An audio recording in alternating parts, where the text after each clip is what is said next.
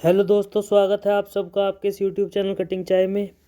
इस चैनल के माध्यम से हम आपके सामने रखते हैं अमर उजाला न्यूज़पेपर की थ्रू आउट एनालिसिस, जो कि जिसमें हम अमर उजाला फ्रंट पेज की खबरें और अंतर्राष्ट्रीय खबरें, खेल जगत की कुछ खबरें, कारोबार जगत की कुछ खबरें और देश विदेश की कुछ खबरें, और जिसमें कि हमारा मुख्यतः विषय रहता है वो रहता है द एडिटोरियल एनालिसिस। तो चलिए शुरू करते हैं।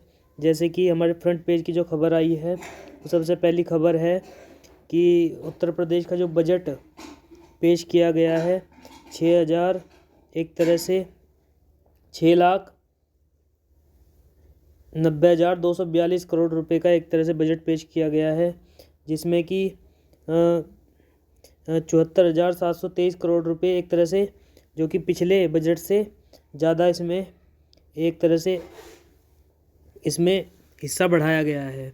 और जो हमारा इससे पहले जो बजट था 2022-23 का, वो था कि 6,15,519 रुपये का, 1 करोड़ रुपए का एक तरह से।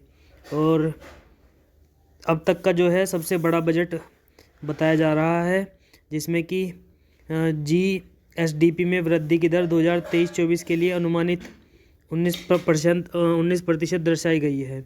और जिसमें कि विकास को एक तरह से रफ्तार, उत्तर प्रदेश के जो विकास है उसमें एक तरह से रफ्तार जो दी गई है, युवा, किसान और बुनियाद पर खास जोर दिया गया है।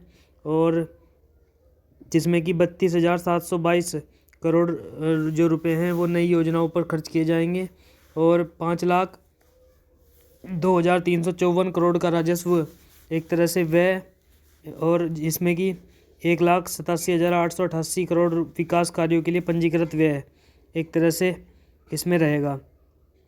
और इस बजट के माध्यम से जो युवा हैं उसमें जो 3,600 करोड़ एक तरह से स्वामी विवेकानंद युवा सशक्तिकरण योजना के तहत युवाओं को टैबलेट और स्मार्टफोन देने के लिए रखे गए हैं। 100 करोड़ इनक्यूबेटर्स को बढ़ावा देने के लिए, और जिसमें कि 60 करोड़ उत्तर प्रदेश सूचना प्रौद्योगिकी एवं स्टार्टअप्स नीति के लिए। वहीं 20 करोड़ रुपए जो हैं ग्रामीण क्षेत्रों में युवा उद्यमियों के लिए एग्रीटेक स्टार्टअप्स की स्थापना के लिए, और IT और इलेक्ट्रॉनिक्स के लिए, जिसमें कि 401 करोड़ रुपए एक तरह से यूपी इलेक्ट्रॉनिक्स विनिर्माण नीति के कार्यान्वयन के लिए दिए गए हैं, जिसमें कि 85.89 करोड़ स्टेट डाटा सेंटर के लिए हैं, 60 करोड़ यूपी सूचना प्रौद्योगिकी एवं स्टार्टअप नीति के लिए हैं, और 4 विश्वविद्यालय जिसमें कि हमें मिले हैं। 4 विश्वविद्यालय में 50 करोड़ रुपए एक तरह से माँ विंध्या वासिनी राज्य विश्वविद्यालय की स्थापना के लिए मिले हैं।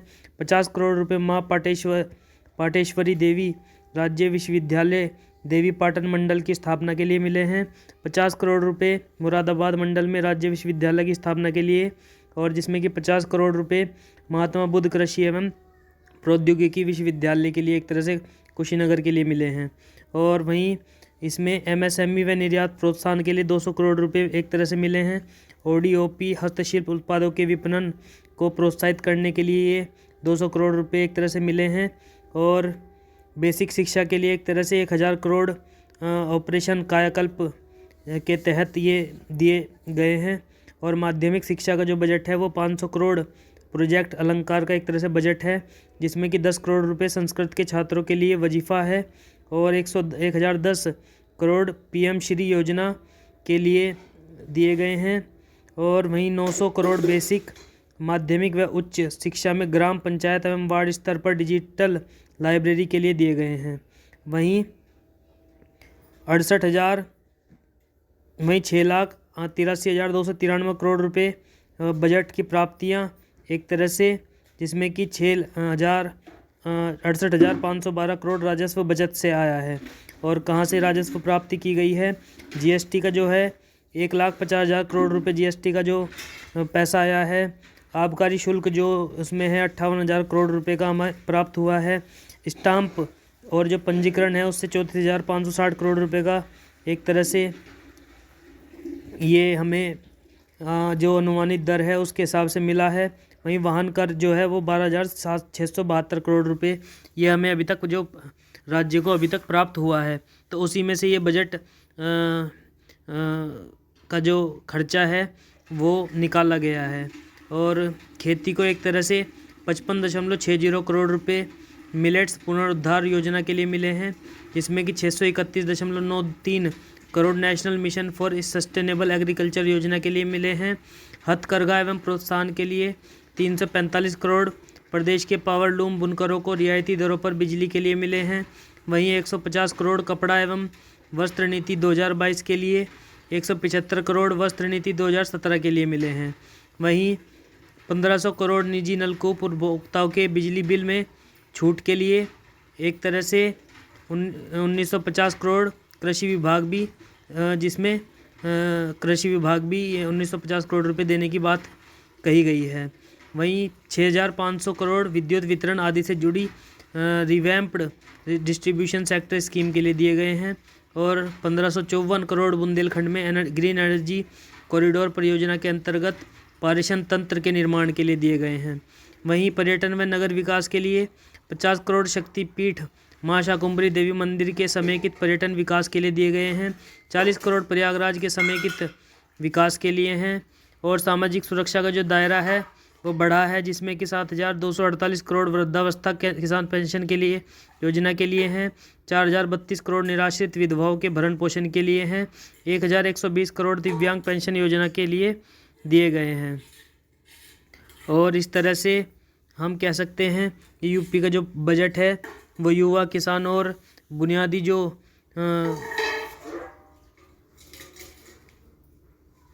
चीज़ें हैं उन पर फोकस किया गया है। वहीं इसके बाद चलते हैं हम हमारी जो बजट की दूसरी हेडलाइन है वो अन्नदाता के जो ऊपर एक तरह से लिखी गई है कि ग्रामीण अर्थव्यवस्था की अहम कड़ी एक तरह से खेती, सिंचाई और पशुपालन पर विशेष जोर दिया गया है। तो इसके लिए प्राकृतिक खेती के लिए एक तरह से 113 करोड़ 52 लाख रुपए दिए गए हैं। और 2,803 करोड़ रुपए से बाढ़ नियंत्रण एवं जल निकासी के काम होने सुनिश्चित हुए हैं। और वहीं इसमें 5,332 करोड़ रुपए मुख्य सिंचाई परियोजना के लिए दिए गए हैं। 2,220 करोड़ मध्यम सिंचाई परियोजना पर खर्च करने के लिए दिए गए हैं। वहीं 3,400 करोड़ लघु सिंचाई परियोजना के लिए दिए गए हैं।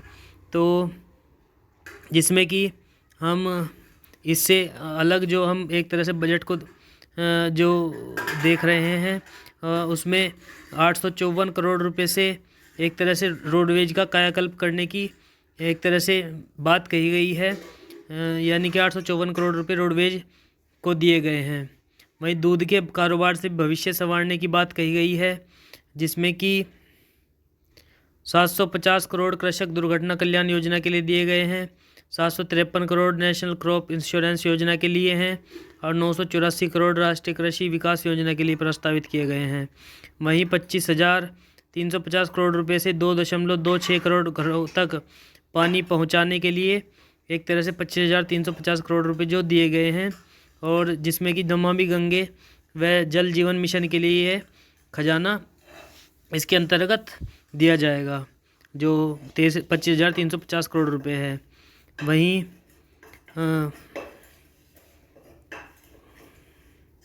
257 करोड़ रुपए इसमें मत्स्य एक तरह से मछली पालन के लिए भी दिए गए हैं। तो कुल मिला के बजट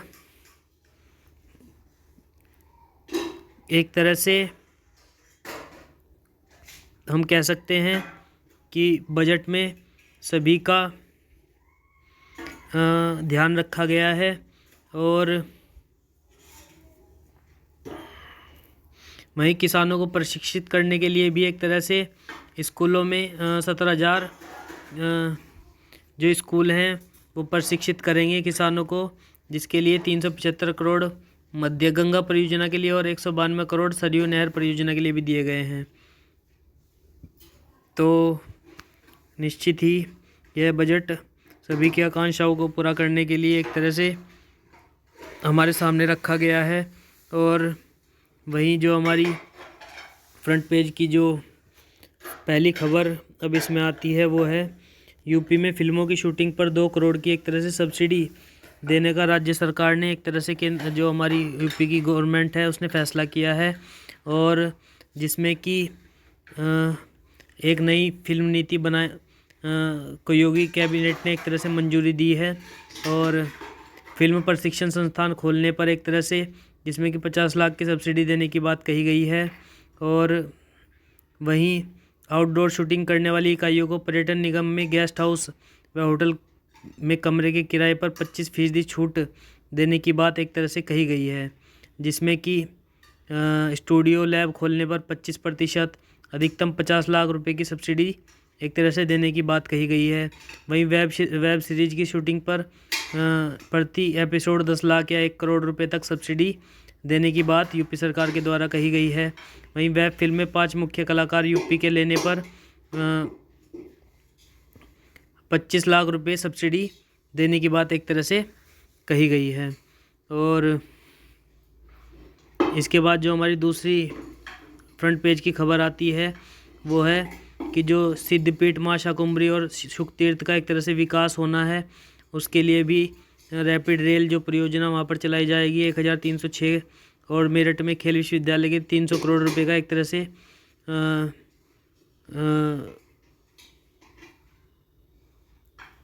300 करोड़ रुपए जो एक तरह से देने का प्रावधान किया गया है वह भी सराहनीय है। और मुख्यमंत्री ने इस दिशा में कहा है कि आत्मनिर्भर यूपी की नींव रखने वाला है यह बजट। और 10 खरब डॉलर की अर्थव्यवस्था अगले 5 साल में बनाने की यूपी को एक योजना रखी गई है। और यह बात हमारे जो माननीय मुख्यमंत्री हैं योगी आदित्यनाथ जी ने प्रदेश सरकार का वित्तीय वर्ष 2023-24 का बजट त्वरित और सर्वसमावेशी और समग्र विकास को समर्पित कहते हुए पेश किया है। यह आत्मनिर्भर उत्तर प्रदेश की नींव रखने वाला है और एक तरह से अमृतकाल का यह पहला बजट यूपी को देश की सबसे बड़ी अर्थव्यवस्था के रूप में स्थापित करने और अगले 5 वर्ष में 10 खरब डॉलर की अर्थव्यवस्था बनाने के लिए मील का पत्थर साबित होने की एक तरह से बात कही गई है। वहीं इसके बाद हम चलते हैं हमारी एक जो अंतर्राष्ट्रीय खबर की तरफ। हमारी अंतर्राष्ट्रीय खबर में जो हमारी पहली खबर आ रही है वो है यूक्रेन ने शांति के लिए संयुक्त राष्ट्र में एक तरह से भारत का समर्थन मांगा है। तो संयुक्त राष्ट्र एक तरह से जो कि सभी देशों का एक तरह से एक समूह है, तो जिसमें कि हम कह सकते हैं कि यूक्रेन ने अपनी अर्जी एक तरह से भारत के समर्थन के लिए प्राप्त करने के लिए एक तरह से भारत के सामने रखी है कि संयुक्त राष्ट्र प्रस्ताव के लिए भारत से जिसमें कि समर्थन देने के लिए कहा गया है। हम जानते हैं जैसे कि रूस यूक्रेन का जो युद्ध निरंतर चलता आ रहा है, जिसमें कि 2 से 3 लाख लोगों के मारे जाने की संभावना अभी तक जो बताई जा रही है, तो उसमें जो यूक्रेनी एक तरह से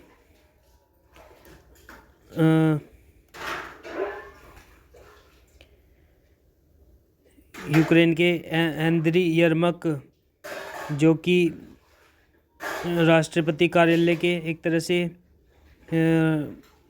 प्रमुख जो हैं, राष्ट्रपति कार्यालय के जो प्रमुख हैं यूक्रेन के, तो उन्होंने इस प्रकार की एक तरह से जो समर्थन भारत से मांगा है। तो अजीत डोभाल से फ़ोन पर बात करके नई दिल्ली के सहयोग को महत्वपूर्ण एक तरह से बताया जा रहा है। और वहीं इसमें युद्ध विराम जैसी अस्थायी शांति को यर्मक ने अस्वीकार्य बताया है। और उन्होंने कहा है कि यूक्रेन हर उस पहल का स्वागत करता है जो युद्ध को ख़त्म करने और हमारे देश की क्षेत्रीय अखंडता को बहाल करने का मौका देती है, लेकिन यह आंशिक अस्थायी समाधान नहीं होना चाहिए।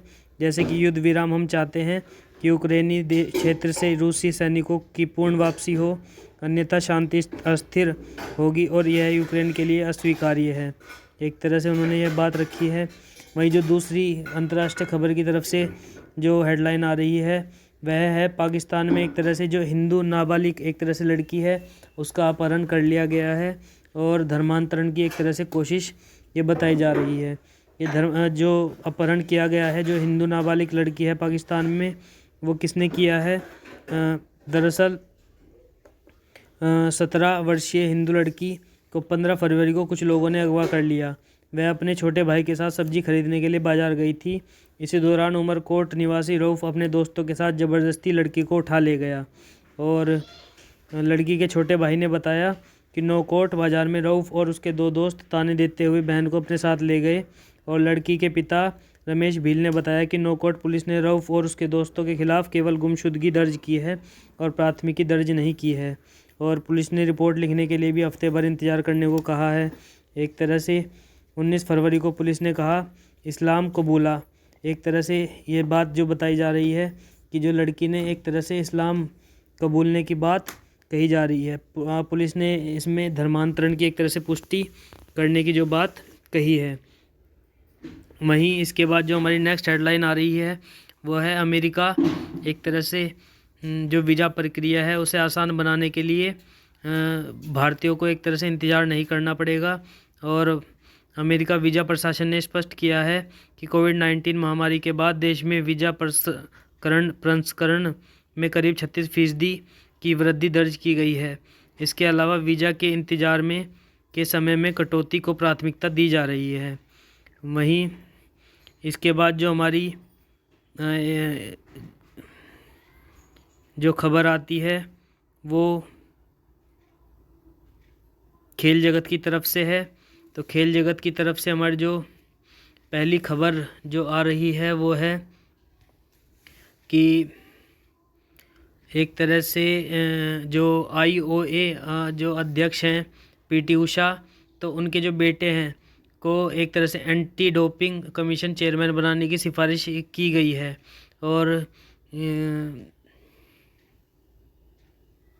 एक तरह से इसमें कोई भी CEO अभी तक भारतीय ओलंपिक संघ का गठन कर हुए 2.5 माह होने जा रहे हैं, लेकिन उसके CEO की अभी तक तलाश की जा रही है और CEO की तैनाती के लिए 25 करोड़ रुपए का टर्नओवर कमाई होने की शर्त उसे भारी पड़ रही है।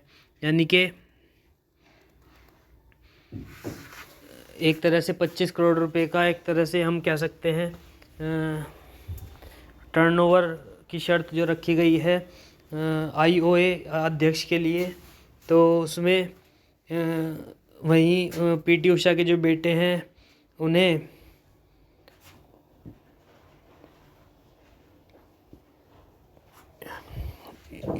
एंटी डोपिंग कमीशन चेयरमैन बनाने की एक तरह से इसमें सिफारिश की गई है और उनके पास जो PT उषा के बेटे हैं उनके पास IOAC का एक तरह से डिप्लोमा भी है और उन्होंने हाल ही में अंतर्राष्ट्रीय ओलंपिक समिति का लुसान से स्पोर्ट्स मेडिसिन में डिप्लोमा हासिल भी किया है। हालांकि कमीशन में उनकी तैनाती को अब तक मंजूरी नहीं मिली है। वहीं इसके बाद जो हमारी नेक्स्ट खबर आ रही है खेल जगत की तरफ से वो है ऐश्वर्या ने 50 मीटर 3 पोजीशन में स्वर्ण पदक जीत लिया है और भारतीय निशानेबाज हैं एक तरह से ऐश्वर्या प्रताप सिंह और उन्होंने चौथा स्वर्ण पदक यह जीता है अभी तक, जिसमें कि 50 मीटर 3 पोजीशन में मध्य प्रदेश के ओलंपियन हैं ये ऐश्वर्या प्रताप सिंह तोमर हैं और इन्होंने बुधवार को स्वर्ण पदक ये जीता है। वहीं इसके बाद जो हमारी नेक्स्ट हेडलाइन खेल जगत की तरफ से आ रही है वो है विदित ने 5 बार के विश्व चैंपियन कार्लसन को हराया है और शतरंज लीग प्रो शतरंज लीग ये एक तरह से जो रखी गई थी और जिसमें कि भारत के ग्रैंड मास्टर विदित गुजराती ने उलटफेर करते हुए प्रो शतरंज लीग के मुकाबले में नॉर्वे के मौजूदा विश्व चैंपियन मैग्नस कार्लसन को शिकस्त दी है और 5 बार के विश्व चैंपियन कार्लसन पर विदित यह पहली जीत दर्ज की गई है, जबकि वह उन्हें हराने वाले चौथे भारतीय ग्रैंड मास्टर बन गए हैं। वहीं इसके बाद जो नेक्स्ट हमारी हेडलाइन आ रही है वो है T20 विश्व कप की तरफ से। तो बेटियों के एक तरह से फाइनल की राह में 5 बार का विजेता एक तरह से ऑस्ट्रेलिया से टक्कर होने वाली है, जिसमें कि ऑस्ट्रेलिया के साथ मैच जो भारत की जो एक तरह से टीम का एक तरह से जो टूर्नामेंट होने जा रहा है, तो उस पर सेमीफाइनल पर एक तरह से नज़रें गड़ी हुई हैं और 194 रन एक तरह से बना चुकी हैं स्मृति मंधाना अब तक इस विश्व कप के 3 मैचों में, और जिसमें 2 अर्धशतक भी उन्होंने लगाए हैं। और वहीं हरमनप्रीत कौर हैं जो भारतीय कप्तान हैं, उन्होंने कहा है कि अब हम ऑस्ट्रेलिया का खेल जानते हैं। ऑस्ट्रेलिया के खिलाफ हम घरेलू T20 की श्रृंखला हार जरूर गए, लेकिन हमने जिस तरह की क्रिकेट वहाँ खेली उससे हम में ज़बरदस्त आत्मविश्वास आया है। अब हम उन्हें अच्छी तरह जानते हैं, उनकी क्या कमजोरियाँ हैं और वे कहाँ मजबूत हैं। वहीं इसके बाद जो हमारी नेक्स्ट खबर आ रही है, एक तरह से देश विदेश की खबर की तरफ से। तो देश विदेश की खबर में जो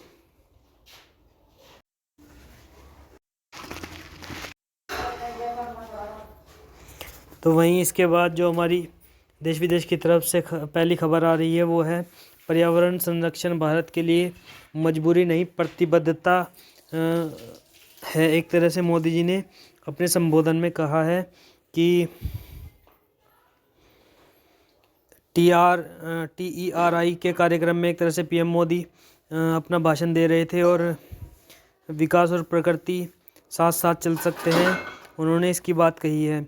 वहीं उन्होंने कहा है कि पर्यावरण संरक्षण भारत के लिए प्रतिबद्धता है, कोई मजबूरी नहीं है, और हमारा मानना है कि विकास और प्रकृति साथ साथ चल सकते हैं।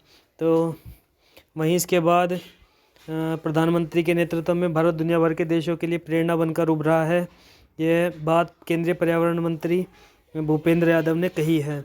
वहीं इसके बाद जो हमारी नेक्स्ट हेडलाइन आती है वो है कि IMF है, इंटरनेशनल म्यूचुअल फंड, एक तरह से अंतर्राष्ट्रीय मुद्रा कोष की जो प्रबंध निदेशक हैं क्रिस्टलिना जॉर्जीवा ने कहा है कि वैश्विक अर्थव्यवस्था में भारत एक बेहतर स्थिति में बना हुआ है और इस साल की वैश्विक वृद्धि दर में अकेले 15% का जो योगदान है भारत का एक तरह से होने जा रहा है।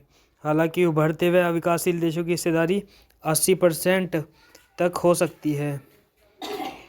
वहीं इसके बाद जो हमारी नेक्स्ट हेडलाइन आ रही है वह है कि सभी जो खाद्य पदार्थ हैं और 20% चीनी वाले उत्पाद जो हैं उनकी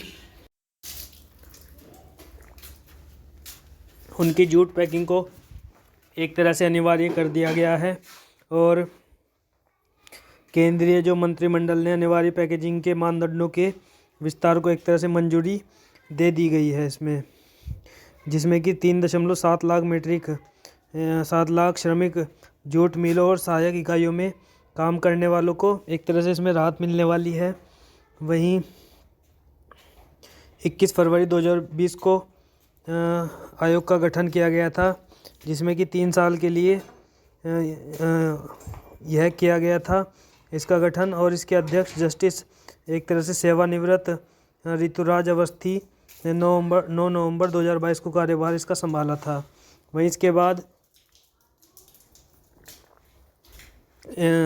सुप्रीम कोर्ट ने हिजाब में परीक्षा की अनुमति की मांग पर विचार करने के एक तरह से फैसला लिया है और याचिकाकर्ताओं की दलील पर यह फैसला लिया गया है और सुप्रीम कोर्ट इसमें हिजाब में परीक्षा देनी चाहिए या नहीं तो इसके ऊपर सुनवाई करेगा। वहीं इसके बाद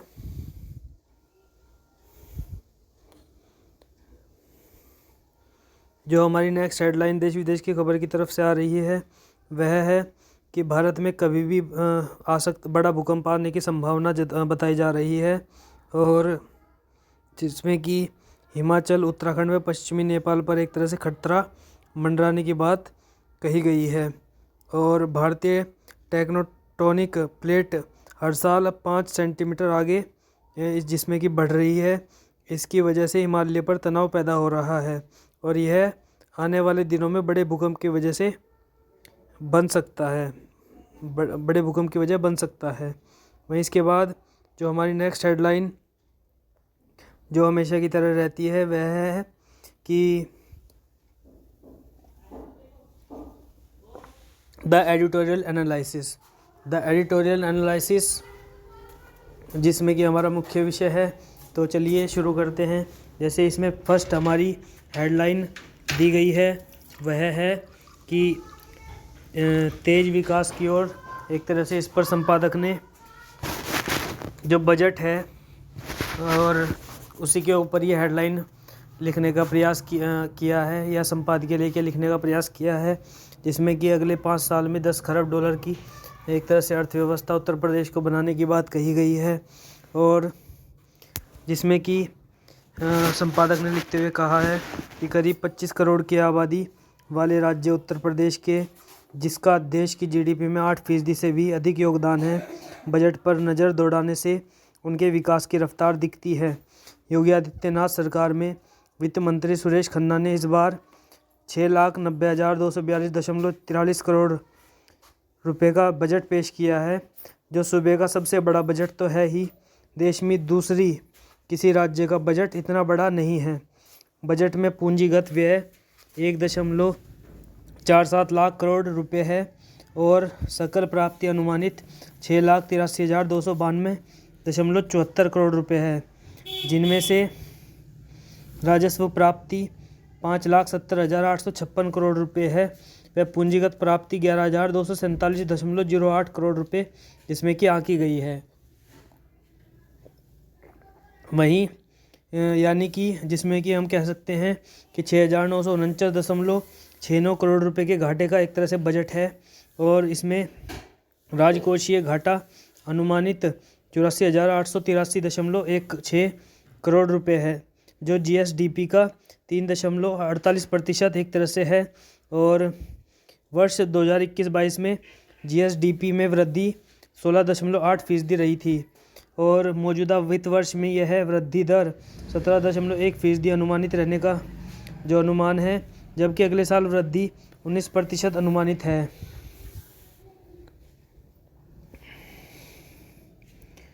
चूँकि राज्य को अगले 5 साल में 10 खरब डॉलर की अर्थव्यवस्था बनाने का लक्ष्य है,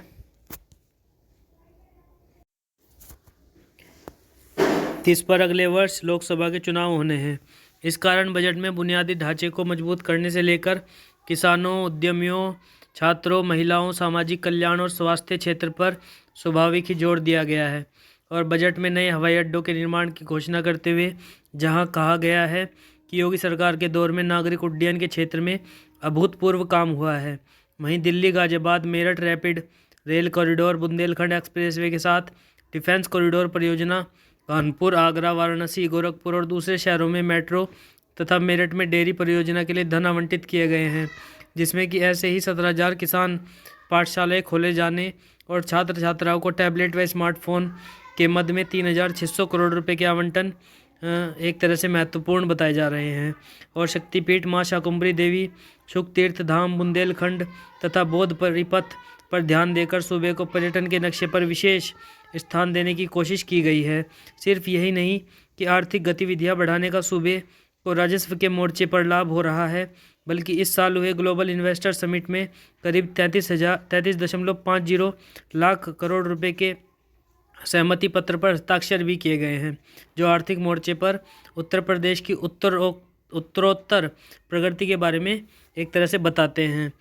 तो हम कह सकते हैं कि अगले 5 साल में जो योगी जी का लक्ष्य है 10 खरब डॉलर की अर्थव्यवस्था बनाना, वह निश्चित ही सफलता की ओर बढ़ता हुआ नज़र आ रहा है। और वहीं इसके बाद जो हमारी नेक्स्ट हेडलाइन आती है वो है बढ़ती कीमत और बढ़ती मुश्किलें। तो ये जो लेख लिखा गया है ये शंकर अय्यर वरिष्ठ पत्रकार के द्वारा लिखा गया है और उन्होंने इस लेख में बताया है कि जो निरंतर मुद्रास्फीति में एक तरह से जो बढ़त बनी हुई है और सरकारों की जो बढ़ती उधारी है, वह पूंजी की लागत जैसी चुनौतियां जो सामने हैं, तो उस पर उन्होंने रोशनी एक तरह से डाली है।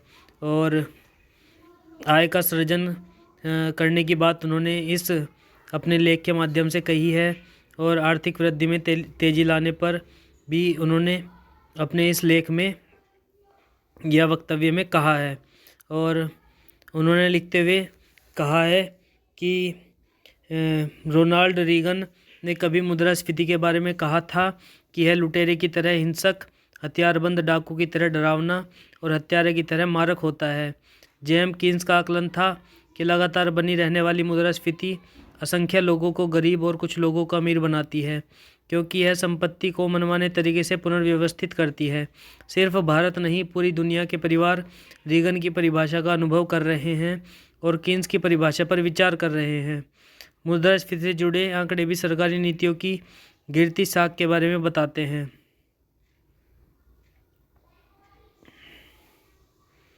विगत 8 फरवरी को रिजर्व बैंक के गवर्नर शक्तिकांत दास और मौद्रिक नीति समिति ने जोर देकर कहा है कि सकल मुद्रास्फीति अब नमी की ओर है। और उन्होंने इस वित्त वर्ष की आखिरी तिमाही में मुद्रास्फीति के घटने का भी आकलन किया है। उसके 6 दिन बाद 14 फरवरी को राष्ट्रीय सांख्यिकी कार्यालय NSO ने बताया है कि जनवरी में खुदरा मुद्रास्फीति 5.7% से बढ़कर 3 महीने की ऊंचाई पर 6.7% हो गई है। इस तरह मौजूदा वित्त वर्ष के 11 में से 9 महीने में खुदरा मुद्रास्फीति 6% के वहनीय स्तर से अधिक पाई गई है।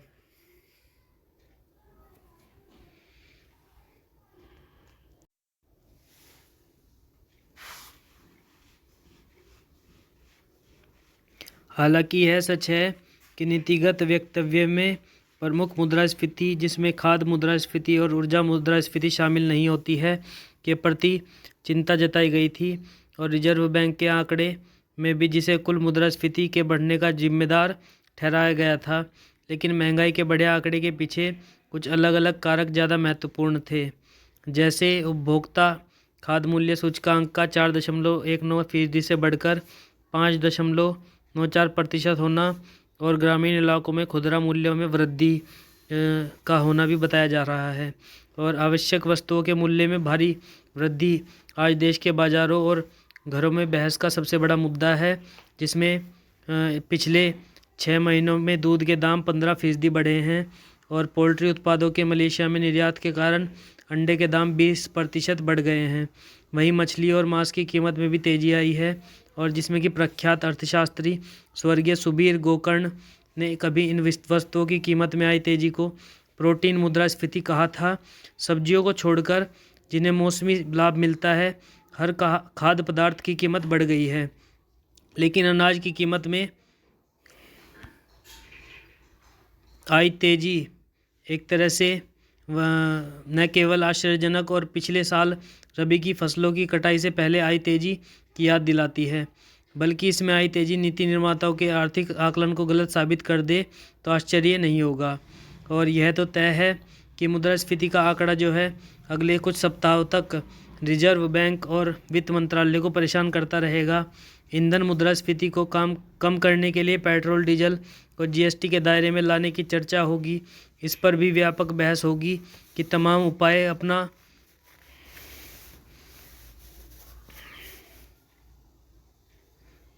चुकने के बावजूद मुद्रास्फीति काबू में क्यों नहीं आ रही है। लेकिन सरकार द्वारा दी गई व्याख्याओं के बजाय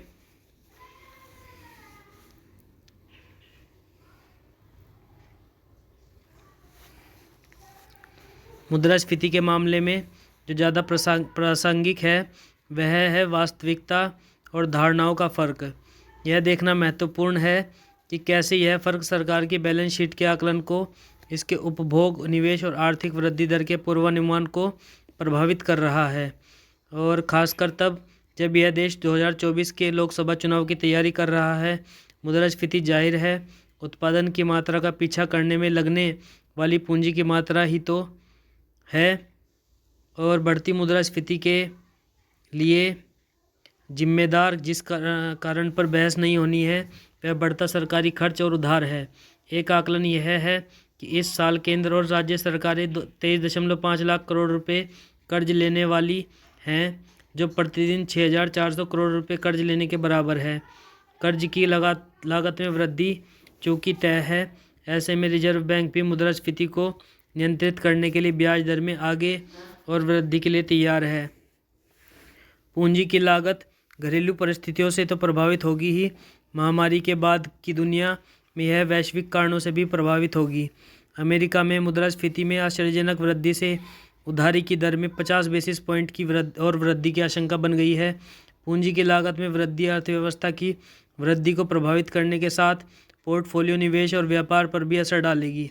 अपने यहाँ चालू खाते की नाजुक स्थिति को देखते हुए रिजर्व बैंक ब्याज में आने वाले अंतर को समायोजित करने के साथ अपनी मुद्रा की मजबूती बनाए रखने की एक तरह से कोशिश करेगा। दरों में वृद्धि एक ऐसा मोथरा औजार है जो मांग को ख़त्म करता है, लेकिन श्रम बाजार समेत दूसरी भिन्नताओं के बावजूद विकसित और विकासशील अर्थव्यवस्थाएं आज दरों में वृद्धि पर एकमत हैं। G7 राष्ट्रों द्वारा दर बढ़ाने का उभरती अर्थव्यवस्थाओं की उधारी और वृद्धि दर पर पड़ने वाले असर पर विमर्श इस सप्ताह बंगलुरु में होने वाली G20 के वित्त मंत्रियों की बैठक के एजेंडे में भी है। उस बैठक का निष्कर्ष चाहे जो भी हो, इससे इनकार नहीं किया जा सकता कि मुद्रास्फीति आयात की लागत से प्रभावित होगी। भारत दुनिया में सबसे तेज़ी से आगे बढ़ने वाली विशाल अर्थव्यवस्था है, लेकिन इस उपलब्धि को बरकरार रखने के लिए इसे निजी निवेश में वृद्धि करनी होगी, आय का सृजन करना होगा और आर्थिक वृद्धि की रफ्तार बढ़ानी होगी। पर मुद्रास्फीति के बरकरार रहने की आशंका, केंद्र और राज्य सरकारों की बढ़ती उधारी तथा पूंजी की लागत जैसी बड़ी चुनौतियां सामने हैं, जिसमें कि मौजूदा चुनौतीपूर्ण स्थितियां सरकार के लिए नीतिगत मामलों में फिर से ध्यान केंद्रित करने की मांग करती है। उदाहरण के लिए संसाधनों की प्राप्ति और जनसांख्यिकी के लाभ का पूरा फायदा उठाने के लिए राजस्व के नए स्रोतों की तलाश और विनिवेश जैसे कदम प्रभावी साबित हो सकते हैं। राजनीति के मोर्चे पर ध्यान बटाने वाले जो निरर्थक मामले सामने आते हैं, जरूरी कार्रवाई और लोकप्रिय महत्वाकांक्षाओं की पूर्ति की दिशा में लगाया देश उनसे जूझ नहीं सकता है। तो यह जो बढ़ती कीमतें और बढ़ती मुश्किलें एक तरह से संपादकीय एक तरह से हम कह सकते हैं जो संकलन आपके सामने रखा है, तो यह मुद्रास्फीति की जो एक तरह से बढ़त है उसको दर्शाता है, और सरकारों की जो बढ़ती हुई उधारी है उसकी तरफ भी, और पूंजी की लागत जैसी चुनौतियों को भी सामने रखता है।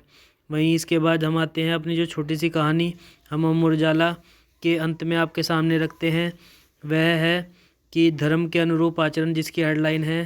तो एक बार क्या हुआ कि भगवान श्री राम, जो कि मर्यादा पुरुषोत्तम भगवान श्री राम जी ने कहा जाता है, वे राज दरबार में बैठे हुए थे। तो एक कुत्ता राज दरबार से बाहर लगातार रो रहा था, और रोने की आवाज़ सुनाई जब भगवान श्री राम को पड़ी, तो उन्होंने अपने दूत को बुलाकर कहा कि यह कुत्ता रो क्यों रहा है, तो इसका पता लगाओ। दूत ने जाकर देखा कि कुत्ता अपने पैर में लगी चोट के कारण रो रहा है। तो भगवान श्री राम को जब यह पता चला तो वह कुत्ते के पास पहुँचे और उससे चोट का कारण पूछा। कुत्ते ने करुण स्वर में बताया, भगवान, एक सन्यासी ने मुझे पत्थर मारकर घायल कर डाला है। आप राजा हैं, मैं आपसे न्याय की गुहार लगाता हूँ। तब भगवान श्री राम ने आरोपी सन्यासी को बुलवाया और उससे उस निरीह प्राणी को पत्थर मारने का कारण पूछा, और सन्यासी ने उत्तर दिया कि राजन, इस कुत्ते ने मुझे भिक्षा में जो अन्न मिला था उस पर मुंह मार दिया था, और इस कारण मैंने इसे पत्थर मारा है या दंड दिया है। तो भगवान श्री राम उसे समझाते हुए बोले कि अन्न की तरफ लपकना कुत्ते का स्वभाव है, लेकिन सन्यासी होने के नाते धर्म आपका स्वभाव है, आपको धर्म के विपरीत आचरण नहीं करना चाहिए था। सन्यासी ने अपनी भूल मानी और उसका प्रायश्चित भी किया। इस प्रकार से इस कहानी के बाद हम आपसे विदा लेते हैं और निरंतर बने रहिए हमारे साथ कटिंग चाय में। और निरंतर हम आपके लिए अमर उजाला न्यूज़पेपर की थ्रू आउट एनालिसिस लेकर आते रहेंगे, जिसमें कि एडिटोरियल एनालिसिस हमारा मुख्य विषय रहता है। तो यह निश्चित ही एसएससी, यूपीएससी और अन्य प्रतियोगी परीक्षाओं की तैयारी करने वाले छात्रों के लिए अति महत्वपूर्ण सेशन रहने वाला है। धन्यवाद।